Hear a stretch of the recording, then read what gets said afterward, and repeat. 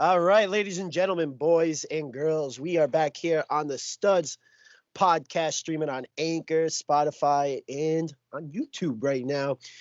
We are here with the three big boys. You got Mike. This is me, Mike. We got Keith. Keith, how you doing, man? Doing all right. Same thing. Like every other day, just chilling at home, doing my own thing, relaxing, taking it one day at a time. How are you doing, Mike? Sound like you're struggling, man. Everyone's struggling, man. Everybody is. All right. Louie, we got Mr. Lucky Lou. What's up, man? Doing great, Mike. How you doing? Doing good, doing good. I like your Harvard sweatshirt, man. Yeah, I wish I went there. The nice made bed in the background. Yeah. Looks very nice, man. I appreciate that. It was very nice. Blank room, as you can see. Keith's in his office. Yeah, I got a new I'm in my office. Yeah. In my office. But anyway, let's get into it. By the way, before we continue, make sure you check out our interview. We did a really cool and what would the word be? Cool, interesting, and somewhat informative as well. Interview with a close friend of ours, Gabriel Bryant, owner of Cobra Kawhi. Make sure you check that out on YouTube, Spotify, and everything else. And also, if you want to sponsor us, maybe leave us a little donation, 99 cents, $1, whatever you want. Keep us going. Keep us bringing content. You can definitely do that on anchor.fm/studs podcast. Let's get right into it. Lucky Lou found an article that we are going to completely react in live time to regarding the Celtics. So, big man, it's all yours. Hey, appreciate you giving me the floor here. So, my issue is with so I follow a lot of Celtics Twitter people. I follow Celtics blog a lot, so they're like the off team to like Sports Nation. They kind of do their own thing, so it's like their own blogging team. Yep. And some of the articles they put out are just so biased. It's honest. It honestly hurts coming from like a Celtics fan. I am like a realist, so like when I see trades that don't really fit in, so I'll go over the article. You tell me what you guys think. So the article kind of goes into detail about how John Collins of the Atlanta Hawks could be a perfect center for the Celtics long term, which I would agree, man. Like that, he's a rising up and coming star. Can shoot the three, athletic, can play defense, can switch pretty much 1 through 5. You guys agree with that? Absolutely, yeah. Very athletic. I think he could fit definitely into the lineup better than Daniel Tice, at the center position. And I know he's an undersized big, but that athleticism definitely could help out the team, especially because, Daniel Tice is all right. He's a decent center, but, I think at times they really struggle against, other teams who have, your more traditional center, So I think that with his added athleticism, he could help definitely more with rebounding. I don't know. Mike, what do you think? Can he shoot? John Collins can shoot, yeah. I wouldn't say he's as great as a shooter as Daniel Tice. Maybe Daniel Tice is slightly better. Can he shoot the three? He can shoot the three, yes. And he fits in with Brad Stevens' system. That's and he's younger and he's a freak.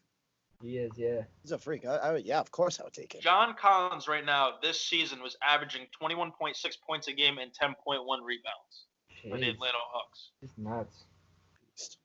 But let it be known that the Hawks are putrid. They're are, putrid. Yeah. Of course. It's a stat team. Yep. Hey, by the way, before you continue, so he was drafted in 17. Yep. Let me check. I want to do this. Let's check the draft from that year where the Celtics, I think, was that their last pick? That was Tatum. So yeah, that was Tatum. So you had, they doesn't seem like they really had a chance to move up and get him. You had Tatum, Mitchell. Yeah, so he went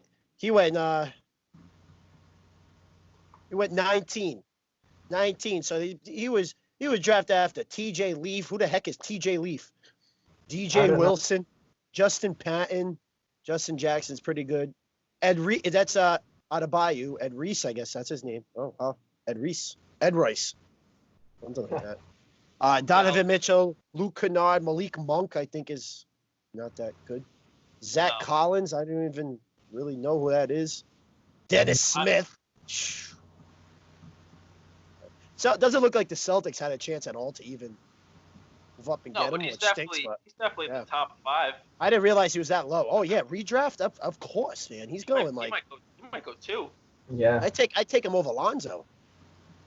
Yeah, definitely. I agree. And I would agree with Fultz. that. I think you should. Yeah, I think you should. Yeah, Alonzo and Fultz. I mean, the top 5 is Fultz, Ball, Tatum, Jackson, and Fox. I take him over Fultz. I take him over Ball. I take him over Jackson.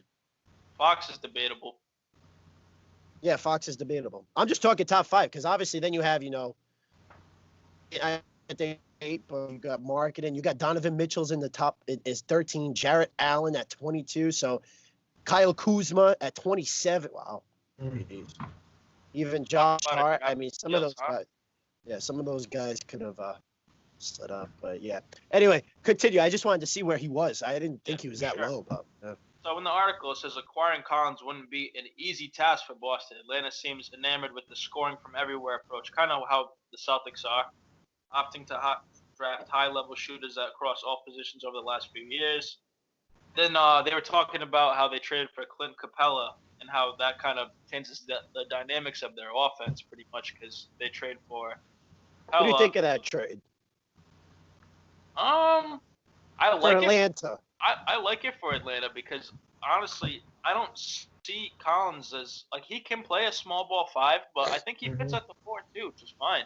Yeah, I think he's better suited at the 4 as well. I think, yeah, like Louie said, he's not a traditional center. He's an undersized big, so I mean, I like that trade too. I just we'll just have to see, obviously, how that works out in the long run. But I don't think it was a bad deal. No, I mean, especially if Collins can shoot. I mean, that's the question, though, Mike. See, I wasn't a big fan of it for them.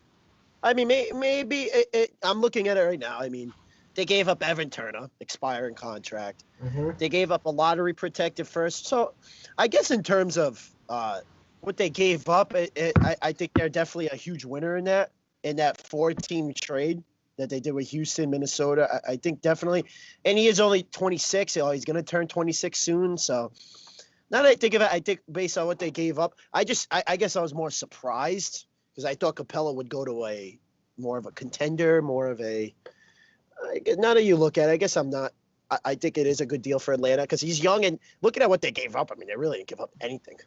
Mm-hmm. My question mark lays into their offense. I think the issue with like the Capella and Collins duo, they don't post up. Like none of them are post up players. And that's the issue. Like if Capella had a post game, I think they would balance each other out because you have Collins slashing at the rim, can shoot the 3, pick and pop, pick and roll, and then you could throw Capella the ball down in the post. But they both kind of do the same thing. So I can kind of see where maybe a trade could happen. Well, yeah, Capella's more of the rim roller. He's the lob threat. Yeah, he's not a scorer. He's not a post guy. Yeah. I mean, I see him pairing well with Trae Young. It's just I guess the article does bring up a good point though. Like, where does Collins fit into this, and how is the fit? Yeah, I mean, who's the more talented guy though? Is it Capella or is it Collins? Collins. Yeah. I would agree with that, absolutely. So the article goes into saying how Collins is due to earn a salary of $4 million next season, and for Boston, this is where I start to raise my eyebrows a little bit. For Boston, an example trade of that would be beneficial to both teams would be Romeo Langford plus picks for John Collins. Romeo Langford plus picks for John Collins. You've got to be kidding me, Green Teamers. You've got to be kidding me. Yeah, I think that's definitely pushing it a little bit. I mean, personally, I love to see that trade go through, but I think it's never going to happen. How many minutes does Romeo Langford average right now? Does anyone even know? Like 6. Yeah, I was just going to say. Take your 6 green, like 2. Take your green underwear off and hang it over your head if you think that trade is going. Yeah, I mean, I think definitely John Collins right now. This guy is an idiot who wrote this article. John Collins is a centerpiece right now for the Hawks, and I don't see that trade going through. Would it be nice if it went through? Yeah, absolutely, because the Celtics, like we were talking about earlier, could use him. But I would think that they would have to probably give up someone like maybe like a Gordon Hayward and maybe like a second-round pick. But like Romeo Langford coming off the bench with like what 5 to 2 minutes, split the difference. We'll say 3. He plays 3 minutes on average. For a centerpiece on the Hawks, I don't see it happening. What do you think? Let me throw a little twist at you. I'm reading something right here. So about the trade, and according to Kevin O'Connor, who's pretty reliable, the Ringer, it says Collins is expected to demand. Well, obviously, we're not factoring the coronavirus or whatever happens with that, but he's expected to demand well over $20 million annually, either in an extension this summer or if he hits restricted free agency. Atlanta doesn't want to invest that type of money in Collins, considering his defensive limitations. He's not that great of a defensive player. The Hawks would prefer a cheaper alternative like Capella and invest in another ball handler who complements Young. So it doesn't seem like Atlanta's too keen on keeping him. Now here's the thing: this trade offer is still idiotic. That's like stupid. But let's say that they're really not keen on keeping him next year at the end of 2021, and Celtics are the only team that come up with a reasonable offer. Not that that's reasonable, but they come in with that offer, and no other teams really wanting to hit. Does Atlanta bank in on that and just take it because they're not considering him in his long-term future, or are they going to just let him walk? For that, if they definitely trade him, if they knew they weren't going to invest in him and they weren't planning on keeping him long term, then why would they just let him walk? They'd obviously get assets in return, but at that leverage standpoint, you don't have that much leverage in trade negotiations. You know what I mean? If you know, but what if that's the only offer? What, the Romeo and? What if it's Romeo and I mean, you have to take it. I mean, I'm not saying that's a good trade at all. That's a terrible trade. It is a terrible trade. So would that consider Atlanta being like, nah, we'd rather we're just gonna keep him and roll with him? I don't understand how they're not high on Collins. I mean, I think he's a really good defender, and I think he's a great rebounder, and he's an absolute hustle player you need on your team. I would pay him the $20 million. If I was the Celtics GM, I would pay him that money. That should be a duo that they pay that they keep him, Collins, and Capella, if you could possibly. They should do a bundle deal. I would drive Gordon Hayward to the airport right now to Atlanta for John Collins. I don't know. Collins is shooting 55.9%. He's 1.8 blocks. So I'm seeing your point. I don't know where this defensive limitation is coming from. And he's drilling 35.6% of his threes. I would do a that's not bad. To build off of this article, I don't think Romeo Langford is enough. But what if they did like a package deal? This is just a theoretical thing, so you can tell me what you guys think. How about something like Brad Wanamaker, Romeo Langford, and like a potential like Gordon Hayward? Do you think that would be more enticing for the Hawks to like make it like go through like faster? I think Atlanta would look at Wanamaker and be like, get out of here, man. Get that guy. I mean, if the salaries work. But what if you would get him, like Collins, plus like a draft pick, like saying like there was no salary cap? Do you think that would be a good trade? Because obviously Gordon Hayward, I mean, he can have good games. I'd say he's a decent centerpiece, but he's not very consistent. Whereas John Collins, I feel as though he has a bigger presence, especially on the Hawks. I think the Hayward thing only is really going to apply because he's still making $30 million. And if Atlanta's still not in a contending position when the time comes to trade Collins next year, then maybe, and if that's one of the only offers they're getting is Hayward, and Hayward's still, producing like an average player, even though it's not worth his money, then maybe Atlanta would consider absorbing that money just to get a pick or something. Right. But if Atlanta is maybe in the middle and maybe they're leaning towards that 8 seed, I can't see them taking on Hayward's contract just to take it on for a pick. I just can't see that. Yeah, I don't think that makes sense either. Unless they're not unless they're still at the bottom of the league and they're, we're going to go through another build again. Let's get another draft pick. We'll take Hayward's contract for a year or two. Then that's it. Like they did with Dwight Howard a few years ago. Right, yeah. I remember that, yeah. I just feel as though the Celtics could, they're stepping away from this. The Celtics could, I mean, obviously they have like a surplus of wing players. They have like 10 people who can play like small forward, guard position, like even point guard too. They have like a surplus of those players, but they have no big guys. You know what I mean? So I don't know. I just felt like that that Gordon Hayward thing might be a I don't know. It might be more enticing than like a Brad Wanamaker, but a Romeo Langford. You know what I mean? But yeah, I can see what you're saying. He's not worth that money that he's playing. He's playing average right now, but I don't know. It's just wishful thinking. So you continue in the article, they say Langford projects to be a reliable bench scorer in the league, which is not true because he has not proven that at all, in my opinion. I'm not saying he won't get there, but that's just not true. In the short time I saw him, it looked like his defense was pretty well. Oh no, he could guard. His defense is pretty well. Yeah.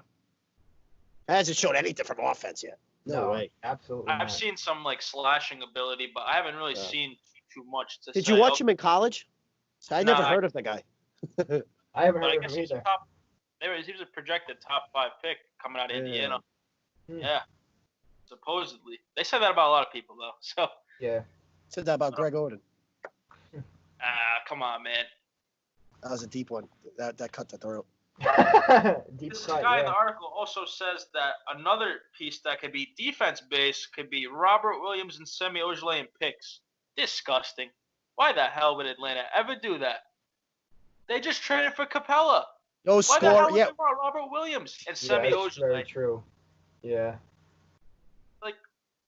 These guys got to make some sense over here. Like, John Collins, a centerpiece, a young talent who can shoot the ball, can get rebounds, can score in the paint, can play defense. And you're saying, I mean, Robert Williams is an up-and-coming player. I'm not saying he's someone that's on John Collins' level at all, but he has potential. I don't know. I don't know, man. I think Semi Ojeleye, I think that he's shown that he's pretty consistent from 3. I mean, I think they match up pretty well. I don't know about you guys. He sucks. Semi Ojeleye. He's a good defender. He is, yeah. He's for me, he's a Tony Allen off the bench. I know I always use the old Celtics. That's a big compliment. But he could be. Not that I didn't mean to say he is. He could be that piece off the bench to come in and guard, and you don't expect any offense from him. He come in and guard you and give you some fouls off the bench and make it a little physical. That's the most I see him. Atlanta would be so stupid to take something like that. No way, man. No way. No. That's the issue I have with some of these green teamers. The NBA, you can't run a lineup with Clint Capella, even if Robert Williams is shooting the 3. If he's shooting well, you can't survive with 2 centers like that. No way. Tell me what's the better trio? Tatum, Brown, Hayward, or Tatum, Brown, Collins? What fits better? Tatum, Brown, Collins. I agree with that. Yeah, 100%. Hayward's the most expendable piece in this team. It's just the money is awful. Yeah. And the money is awful. If Ainge can work his magic, which I think that train has left the building because I think people are so afraid to deal with this guy. That's why he hasn't made a trade in 5 years at the deadline. I think people are so afraid to make deals with this guy because he fleeced so many people. I think that's going to be a very hard ask. I think the only way you get rid of Gordon Hayward, if you want to, because I think they should, if there's any way, you have to attach a pick. You have to attach a first-round pick. Absolutely. Yeah. Even though the pick's not valuable because they're doing so well, it's going to be a lower pick. You still got to do it. Like, you can't. Hayward's just that piece. $20 million a year is, Collins at $20+ million a year. Is that you think that's an overpay, or do you think he's worth that kind of money? I think he's definitely worth that kind of money. I mean, he's got production, like we talked about before on the defensive end, on offense, definitely. I think he's worth at least that, maybe even 25. Not as much as like your average superstar. Is he in Jaylen Brown territory, or you think he's? I think he's near there. Yeah, I think he's near there as well. Maybe not there quite yet, but I think he's pretty darn close to it. You know what I mean? Definitely close. He's not like a breakout superstar, but like that was kind of like the end of the article. But for me, I was just like, some of these trades that these guys put up, man, it's so one-sided. Why the hell would Atlanta ever do some of these trades that you even suggest? Like Semi Ojeleye. Who the hell wants Semi Ojeleye? I think a fair trade would be, like, you have to give up Tatum or Brown.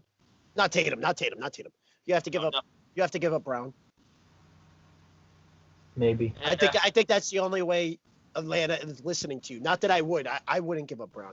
But I think the only way Atlanta listens to you is if you call them and say, we'll give you Brown, and maybe a lower level pick, whatever. You get Brown, he'll fit in better with that offense, and we'll take Collins. I wouldn't do that from a Celtics perspective. Atlanta might. Right. I don't think there's any fair trades for that. I really don't. I don't think Boston and Atlanta are a match at all to make a trade for this. If it's a scenario where he wants to walk out and he's walking next season, if he's not getting that money, then yeah. I mean, if sign and trade or some kind of ordeal. Hayward controls all of that. Yeah, it's tough. Money-wise. I've always seen that Hayward fit is tough, just in regards to the two young wings we got. Doesn't make sense. I just don't think it was that plan in the first place. Their plan was him and Irving. Mm-hmm. Him and Irving, not Tatum and Brown. Both those fell maybe through. Tatum, but yeah, both fell through, and you got the young kids who are actually better than both of them. That's right. Yep, they're stepping Which up. they should have just went with that. Imagine if they didn't sign Hayward. Oh my God, you'd have so much flexibility right now. Yeah, but you didn't know how good Tatum was going to be. No. Yeah, at the time. Yeah, but see with that though, it's like I don't know. When they made that trade, they knew they were getting Tatum. They knew they wanted Tatum. I don't know. I feel like they had their trust in Tatum. I don't know. It's a tough one. I don't think Danny did the wrong thing. I mean, I think the Hayward signing was still a good one. No one expected him to break his leg 5 minutes into the season. Right. Yeah. And I mean, the plan was Kyrie. It was, yeah. I totally felt in. What does government mean to you? Yeah. Yeah. What a nut. Just the commercial and everything, and just now. Yeah. It's in Brooklyn. Yeah, he can ruin Brooklyn. Yeah, he can stay over there. Good luck. Good luck. Yeah, I would. Right. I'd take Collins. Collins all day. Definitely. Well, yeah, that wasn't the best article.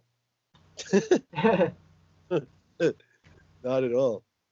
No, that's. I get ready for these guys. I'm a green teamer. Like I really am. Like I believe the Celtics can beat anyone on a given day. I really can. That's just me. I'm a fan. Mm-hmm. But like, come on, man. I wrote this. Like even with some of the coverage too, it's like I always liked Mike and Tommy. I did. And like even Mike and Scal, I think they give informative. But as I got older, I'm starting to realize like some of the stuff they say is so like not maybe not Mike. I think Mike Gorman's pretty consistent, but like if you have Scal or even Kyle Draper on there, and even Tommy when he gets mad at the refs for like a blatant call, it's like, come on, man. Like, no, like come on, take off the hat for a minute. Yeah. Not that I don't like now see the national guys. I feel some of the national guys do not like Boston at all.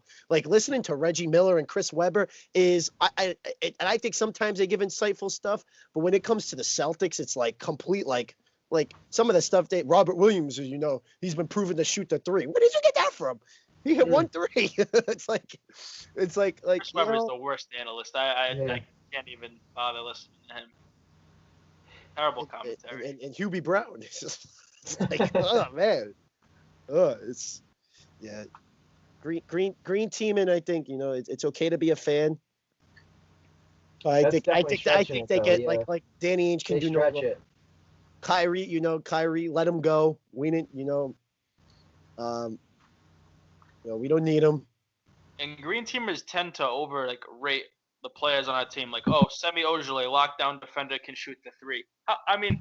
I wouldn't say Brad want to make a reliable point guard off the bench. Like, come on. Reliable point guard score. Yeah, Romeo Langford, reliable score off the bench. Grant Williams, reliable defender. Like I'm not. He's like Draymond S. No, he's not even nowhere near Draymond. No. Like, come on. I like Grant Williams. I think he can give you good minutes, but he's not. No, he's not near that at all. And it's Cantor. Really good center. Like, no, I mean, like, yeah, he's a decent post-up center, can get you a bucket, but defensively wears cement shoes in a pick and roll. You know what I mean? Can't switch. Yeah. I haven't liked his fit. No, and I haven't liked Cantor to me is a bench player right now. Yeah. Until he proves himself. I mean, I think in the right circumstances, Cantor can be good, especially on offense. Defensively, I mean, I think on the Hawks he'd be decent. You know my thoughts. I mean, I would take Hayward off the bench for playoffs. I'd put Cantor on the. Cantor doesn't start all the time, does he? He once in a while. I don't feel he's a consistent starter. I take Hayward. I take Hayward off the bench. I'd have a lineup of Walker, Tatum, Brown. You have that. I mean, those three could still provide you offense without Hayward. I mean, Hayward, nothing special right now. But you could take that ability off the bench, and I think Hayward against bench players will do good. I really do. Because there's no scoring. Yeah, well, he's got to push that ego aside because you know what? He's still getting $30 million a year. He could still opt into that contract. Mm-hmm. He could still do that. It's not like he's, expiring contract. He has the player option, which stinks because I'd get rid of him. But I'd have him off the bench. I'd be starting Walker, Tatum, Brown. I'd have Tyson there. I do like Tyson. I think Tyson's what's the word? Over-delivered. He's over-delivered. And here's just where the team's at right now. Like, I think you got to give Grant Williams a start at that power forward. And you have Smart, Hayward off the bench. And Williams doesn't mean Williams is going to play more than Hayward. But I think to start off the bench, to start, give him rebounds. Grant, you're only going in there to rebound the ball. You're rebounding. You're passing. Yeah, if you got an open shot, take it. But you're rebounding. You're going to play your defense because I think he's solid in those two areas for at least a rookie can be. And I think you go Smart and Hayward off the bench. That's my thought. I just because there's no scoring because Ainge did nothing at the deadline to bring this team scoring. So if you're working with the people you have right now, you got to take Hayward, you got to take Smart off the bench, and you got to start whether it's Williams. Maybe Williams gets to start in spot, and you move Tice to the 4. Whatever it is, just to start. I think that's the way. And you take Hayward and Smart off the bench, And at the end of the game, it's probably all 5 of them at the end of the game. Smart, Hayward. I'm sorry. Well, yeah, you could even go small, but you never know. But I think you got to take Smart and Hayward off the bench. I would like to see that, but I just don't think it's feasible just because of Hayward's ego and the kind of player he once was. I think that would cause friction. But my concern is I don't even care about that. My concern is I don't want to. I'm so over tainting Brown and Tatum's progress. But with Kyrie last year, you know what? If Hayward's gonna be that guy, which I don't think he has been, I think he's been a solid guy. I think he's been a solid professional. But I think he can do more. But in terms of attitude, I think he's been a solid professional. Of course, I don't think seeing him coming off the bench is something he wants. But at the end of the day, I'm so over stunting the progress of Tatum and Brown. Yep. Let them play. Look what they've done this year. Let them play, which they have. But I'm just saying that next step is Hayward. Hayward is that final check mark to say this is Tatum and Brown's. You're coming off the bench, man. I don't think Kemba gets in the way of that. I think if Kemba can become a little bit more of a distributor, then I'll be even better because Kemba's a solid pro too. And I think this whole team is solid. I'm done with the fact of, we need to give Hayward his 30 minutes. This is Tatum and Brown's team. This is their team. Let them flourish because it's obviously worked. It's worked. I agree. That's all I got to say, man. I agree with that as well. Yep, absolutely. That's all I got to say. You ready to talk some Prince? Yes. Yeah, I'm ready. After this break, we're coming back. We're going to talk some Prince. Peace.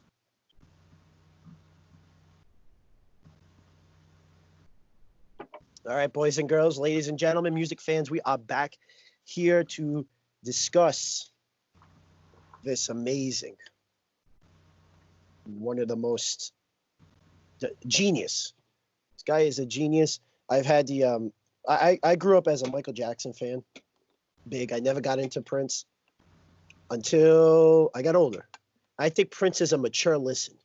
I think if you listen to Prince, you got to be mature. And because his stuff takes a lot of his stuff, maybe not the hits, but a lot of his deeper stuff took me a long time to listen to and to really appreciate, get into. And this guy is a genius. If I could pick right now, obviously I think Michael Jackson was more of the pop culture influence and entertainer and all that stuff. But I mean, Prince played all this stuff, all his tracks. He played every instrument. Almost until he had a backing band. He played everything. Insane. He wrote every song. There's rarely any songs that he didn't write that he didn't perform. He produced he didn't have no outside producer come in. He was it all. And then he'd go out and produce for 20 other bands. Mm-hmm. And sometimes he wrote better material for them, like Jungle Love, which is one of my favorite songs. Manic Monday. You got a couple other songs, not a couple, like a ton.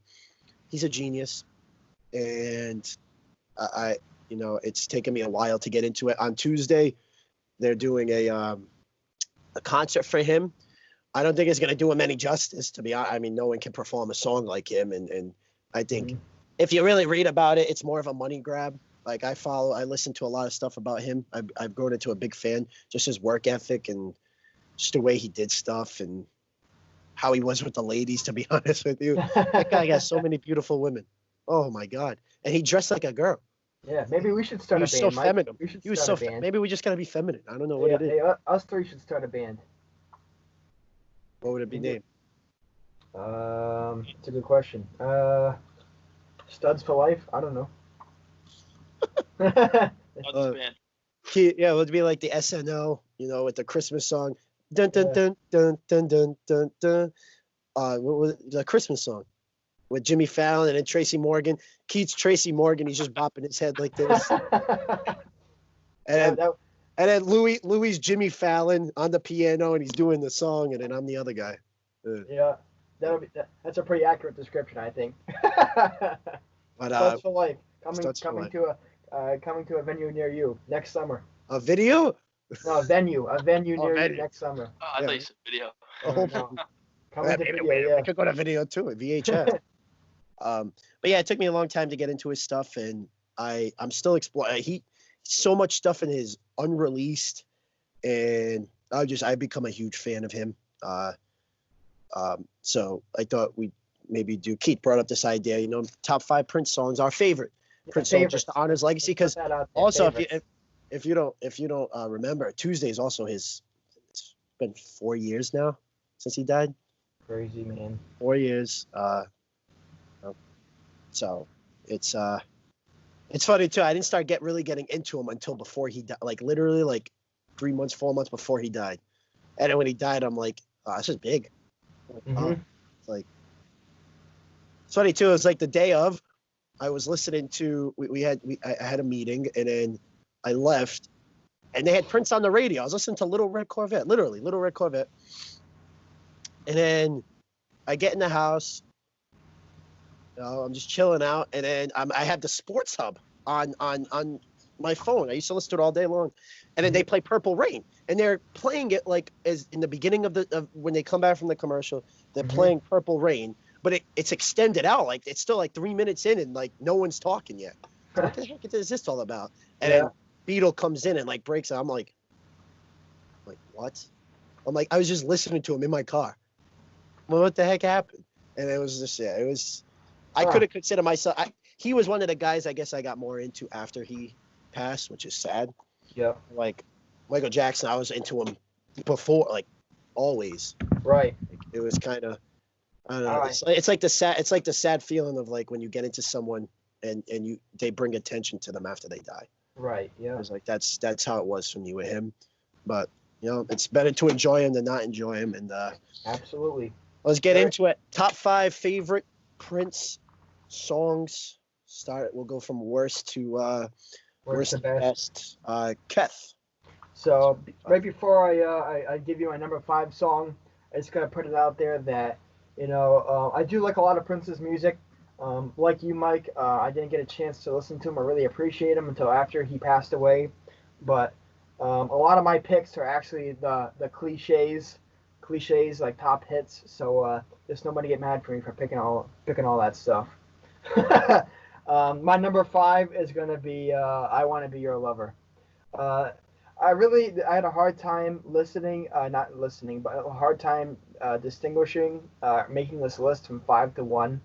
I don't have any really particular reason why. I just feel as though I don't know. I just vibe with these songs, and I feel like the way I listen to a song and I distinguish whether it's good or not, mostly it's just if it's easy to like pick up and get into. I don't know if that makes sense to anybody else, but I think that number 5, "I Want to Be Your Lover," is a really good Prince song. So yeah. All right, Louie. My number 5 is Kiss. That's a solid song. Does it make you feel good, man? Just like Keith said, yeah. It's about how you feel about the song. Yeah, those are like two of his like accessible songs, because a lot of his songs are not easy. Like you have to take a while to get into. Mm-hmm. Those two are definitely like the easiest accessible songs. My number 5 is it's a hit. It's Let's Go Crazy. Let's Go Crazy. When I listen to that song, I just get pumped. It's one of his biggest songs. That's when he started getting big. I just get so pumped when I listen to that song. That the beginning intro, and then when it drops in, to that boom boom boom boom. I love that song. So that's number 5. That's Let's Go Crazy. I don't know. I also base the song too, just how the feeling is, how the beat is. Yep. Yeah. So that's my number 5. Moving on, number 4. Louie, what's your number 4? My number 4 is something you previously mentioned, Little Red Corvette. Solid song. Good song. I like that one too. Very nice. I like it a lot, actually. Keith? So my number 4, Louie, is something that you had already said. It's Kiss. Yeah, exactly. It's a good song. I like it a lot. Not really a pump up jam, but more of like an emotional song. I think. I don't know. So something that Emotional. I don't know. It's about about trying to like connect to somebody, saying like your like position on it doesn't matter as long as I don't know. All right. You can be like you can. It's his be interpretation. Yeah. Music is all. Hey, we can have disagreements. Yeah, that's true. Right? We've been told to argue more, so let's do it. It's not an emotional song. Yes, it is. To me, it is. I interpret it as an emotional song. So number 4, Kiss. I feel like that's like the jam, like when you go to like a last resort and like this band's playing. Yeah. It's like live music. It's like Kiss. It's like, yeah, you get into it. All right. I want to add that to my karaoke. I've always wanted to do that one. Kiss. Yeah. Hit the high notes. Those falsettos. Yep. I got it. My number 4 is a song you probably never heard before. Because I always go for the deeper cuts. It's Pop Life. Pop Life. Right, I haven't heard of that song before. It's pretty funky. A lot of bass in it. He just talks about the life of a pop star, like drugs, all that stuff. It's a lower key song. It's not too. It's like in the middle. It's not a fast, not a slow song. It's funky though. Like the bass in that is amazing.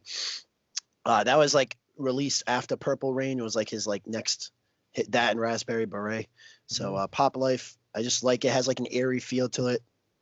Great song. Moving on, number 3, Keith. Number 3, I have When Doves Cry. I like this song. I think a lot of Prince's music is energetic. I think this one has a little bit of a different vibe. It's more of like a slow song, more of a somber song. So, I really think that because of that, it stands out more to me. So, yeah, When Doves Cry, number 3. Louis? I have 1999 as my 3rd. That's a good jam. Good jam. It's like a party mix, like something you throw in, like, I don't know. No, that's a DJ Mike's mix. That's a DJ Mike mix. You can also find it on Kids Bop, something like Kids Bop. The best is dropping in that beginning, like when it's like dun dun dun, like that's the best. I love that. That beginning intro is like if I play that at a wedding, like, and I don't play that at a lot of weddings. That's more of a unless it's requested. That's more of like a part, like just a regular, like older party. Yeah. Like when I drop that in, people get so hyped. Party. Yeah, maybe someone's like 40th birthday party. Yeah. Yeah. People get so hyped. I love that. Yeah. And then When Doves Cry, I actually like, if you listen to like the full 5-minute version, that like from like the 3:30 minute, like the 3-minute on to like the end is like the best like breakdown. Like I love it. It's like him just screaming his lungs off, and it's like so like it's so good. Oh, he does that a lot actually in his song. I know. Like I would probably like pass out from like lack of oxygen, but like he hits some crazy notes and he holds them for like a wicked long time. God bless him. Yeah, he's crazy. He could sing. My number 3, it's called Erotic City. I haven't heard of that one either. So elaborate. Oh, just a little bit. So just fine, man. You know, Come on, we need to argue, man. Jeez, Elaborate. Tell me all more. right. Funk Jam. Again, I like some of his funkier stuff. 1985. It was after Purple Rain. It's just a good. My favorite part about it is just the beat. Just the beat. There's a little like I don't know what instrument it is, but it's like dun dun dun dun and boom dun dun. He was big into like drum machine. He was like the first major guy to use the drum machine, which made me like. They call it like the Minneapolis sound, like the song "Oh Sheila." Oh yeah. Like he started that. Oh, You know, like he started that whole sound. You know, so it doesn't have the old Sheila, but just one of my favorite. I always liked it. I always like it. Yeah, Erotic City number 3. Moving on to our final 2, number 2, Mr. Lucky Lou. Our number 2 is Keith already said it. When Doves Cry. Like you said, just one of the slowest songs, and it really resonates to me. It's a good song. Care to elaborate? Not really. Well, you said it. You said it resonates with you. I don't know. I didn't know if you wanted to say good song. Yeah, it is. Keith, what'd you say? Keep it short and sweet with you, Mike. That's right. Short and sweet. Just like a kiss. That's right. My number 2 is Raspberry Beret. Very cliche, but I don't know. I feel like that song it just hits with me a little different for no particular reason. I just like the beat and like how it goes. And the way he says like Raspberry Beret, I don't know, just like he like hangs on it, like I don't know, just the way that he does it. Sing it, Keith. Raspberry Beret. I love it. Raspberry Beret. Mike, what's your number 2? My number 2 is it's another cut. It's called Lady Cab Driver. Jeez, you are digging deep with these. Yeah, I am. I'm you know. That's so. What did we talk about before this? You like the hits. You like the, you know, that's how you find out a lot of the songs is on the radio and stuff like that. Yeah, I do that too. But then I always like I don't know. I love to just go in and dive in if I really like things. Stuff. Yeah. Yeah. Lady Cab Driver. It was before Purple Rain. It's on the same album as 1999 and Little Red Corvette. It's like 9 minutes, and it's just so like I don't know. With him, it's like more. I like the sound. The lyrics are funny too. Like he can be very like I guess the word's erotic. You know, just very out there with some of the stuff he says. And I just like the beat of it. A lot of the music I like is just the beat, the feel I get from it. Mm-hmm. And I enjoy listening to it. Every time I listen to it, like I find like I hear something different because his music was so complex. I just hear something different in the back. So Lady Cab Driver number 2, I think that's one of his top tracks. This is my favorite. I think it's one of his top tracks too, but it's one of my favorites. So Lady Cab Driver. Moving on, number 1. Keith, what's your number 1? My all-time favorite Prince song, like I said, it's a cop-out, a cliche, but it's actually a Little Red Corvette. And that's a great one. And for what you said earlier, what you mentioned earlier, for no particular reason, I like the beat of the song. I don't know. I like the way it goes. Obviously, you know how I don't know. This resonates with me. Red Corvette. I mean, who doesn't like Corvettes? Corvette's a classic car. It's obviously nice. Yeah. Little Red Corvette. All right, Mr. Louie. My number 1 is Purple Rain. Solid song. Very solid. Hey, can I tell you a quick funny story about Purple Rain? Yeah. So my dad and I obviously work in construction. We're plumbers, and we go into the supply house, right? And my dad on Friday, he used to wear purple shirts a lot, like purple T-shirts. And one of the counter guys who works there, because when we go in there to the supply house, we obviously order like all of our supplies that we need to do for the job. And when my dad walks in, he used to walk in every Friday with a purple T-shirt to like this thing. And one of the counter guys, the guys that you go up to give your order, he's like, "Hey, nice shirt, Purple Wayne." And he goes, "Wait, Purple Wayne?" And then every time he walks in with a purple shirt, that guy will literally play Purple Rain for my dad because his name is Wayne. And then they sing it too. Like they skip like 2 minutes into the song when they start singing, and they go Purple Wayne, Purple Wayne. That's the funniest thing. Purple Wayne. Is that should we mark that with an official soft stool of the week? No, I gotta make a better one than that. That was pretty solid. But that is what funny. they want. I like that one. Give the people what they want. Yeah. That was my soft stool. That was for me. Now I can go use the bathroom. Purple Wayne. Hey, at least it's not like Purple Wank or something. Barney Wayne. Keys, what's your number one? I already gave you. It's a Little Red Corvette. Oh, that's right. Sorry. I got lost in the story. All right. My number one is I Want to Be a Lover. Full 6 minutes, 5 minute, whatever it is, man. I can just jam to that. Best. Yeah, absolutely. Oh man, because he's like the single like that everyone hears is like 2 minutes. Yeah. And it's literally, but then after it just breaks down, and it's like it's the best breakdown I ever heard. This song. It's so like the extended version. I love it. What was I gonna say? He played every instrument on that song. As he does, man. Genius. Just like amazing. Musical genius. Yeah, amazing. So, all right. Well, that is our top 5 songs from Prince. Tuesday night they're doing a little tribute. I hope it's good. I'm gonna watch it. I don't know if you guys are, but you want to do a recap? A recap of everyone's list 5 to 1, just for let's do it. Just for sake. I'll go first. Number 5, I Want to Be Your Lover. Number 4, Kiss. Number 3, When Doves Cry. Number 2, Raspberry Beret. Number 1, Little Red Corvette. Mine was 5 was Kiss, 4 was Little Red Corvette, 3 was 1999, 2 was When Doves Cry, and 1 was Purple Rain. Yep, mine was Let's Go Crazy. Number 4, Pop Life. 3, Erotic City. 2, Lady Cab Driver, and then 1, The Ultimate, I Want to Be Your Lover. Awesome. Some solid list. Definitely solid. Yeah, these all solid lists. No, that being said, guys, any final thoughts?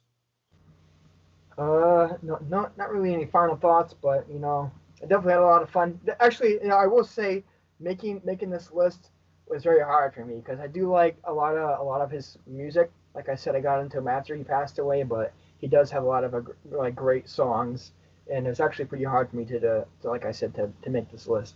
So, I mean, like you said, very influential person in the world of music. Yeah, absolutely. That was a tough list. I feel like these lists can change at any time. Like the greatest, absolutely. Like it's just a conversation you can always have. There's no greatest song. It's like It's everyone's opinion. So next week it'll be different. I don't know. Right. I could hear a new song today. Yep. Music is subjective, man. Absolutely. That's right.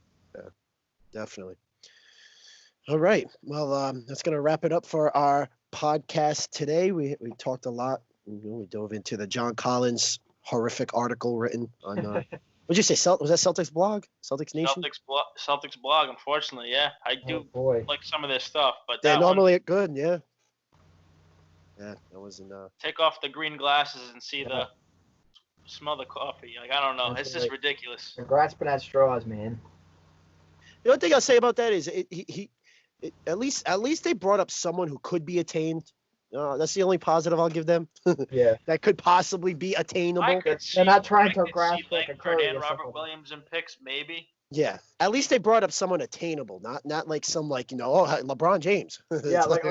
Yeah, because they did that once. Harden, yeah, like a James Harden, like a Steph Curry or somebody like that. I don't know if it was them. It was somewhere where the guys wrote like a 3-way deal with like Boston, Houston, Boston, LA, and sticking someone else and getting LeBron James with Kyrie Irving here and trading Hayward to LA. It was like no, not happening, dude. No. Not happening.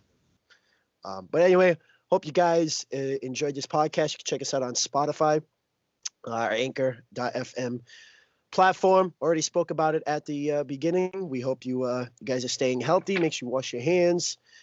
Stay out of places. Order online if you can. And even though ordering online is still not perfectly safe, but it is safer than hopefully going out. Yeah. Hopefully going out and exposing yourself. So anyway, guys, stay safe. Like, comment, subscribe. We are on YouTube, Facebook, all the good stuff. So thank you guys, and peace out. Great, peace. Peace be with you.